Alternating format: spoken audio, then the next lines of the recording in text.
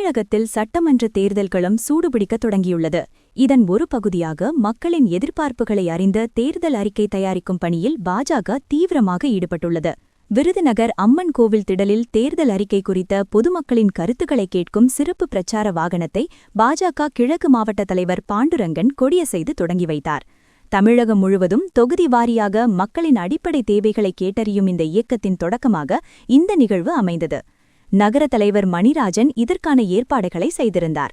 இந்த நிகழ்ச்சியில் பாஜக மாவட்ட, நகர மற்றும் ஒன்றிய நிர்வாகிகள், மகளிர் அணியினர் மற்றும் கட்சி தொண்டர்கள் என ஏராளமானோர் உற்சாகத்துடன் கலந்து கொண்டனர்.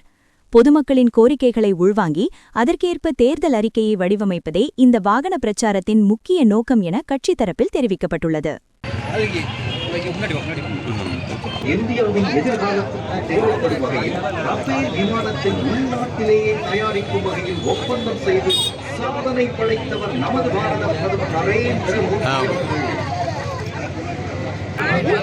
பொருட்கள், மருந்துகள் போன்றவற்றை இலவசமாக கொடுத்தவர் நமது பாரத பிரதமர் நரேந்திர மோடிஜி அவர்கள். பெண்கள் மேம்பாட்டிற்காக 33% கடவுள்கள் வாங்கிட ரூபாய் 15,000 மேலும் தொழில் தொடங்கிட ரூபாய் 1,00,000 வரை வட்டியில்லா கடன் வழங்கப்படுகிறது.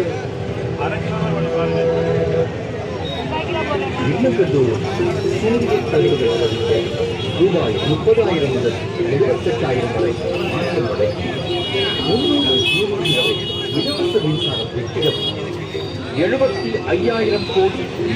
பாரதிய ஜனதா கட்சி 2026 தேர்தல் அறிக்கைக்காக ஒரு குழு, நம்முடைய மாண்புமிகு முன்னாள் கவர்னர் திருமதி தமிழிசை சவுந்தரராஜன் அம்மா அவர்கள் தலைமையில் ஒரு குழு அமைச்சிருக்காங்க.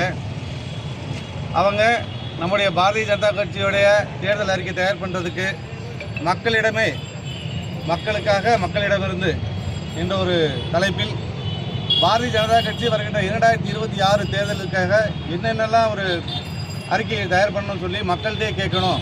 மக்கள்கிட்ட கேட்டு அவருடைய கோரிக்கைகள் என்னென்னு கேட்டு ஒவ்வொரு மாவட்டத்துக்கும் ஒரு வாகனம் ஏற்பாடு செய்து அதுக்கு இந்த ஒரு படிவத்தையும் கொடுத்துருக்காங்க. இதில் மக்கள் தங்களுடைய கோரிக்கைகள், பாரதிய ஜனதா கட்சி 2026 தேர்தல் அறிக்கையில் இதெல்லாம் இடம்பெறணும், இதெல்லாம் மக்களுக்கு நீங்கள் செய்யணும்னு சொல்லி மக்கள்கிட்டே வாங்கிறதுக்காக இந்த வாகனம் இன்றைக்கி துவக்கி வச்சுருக்கோம்.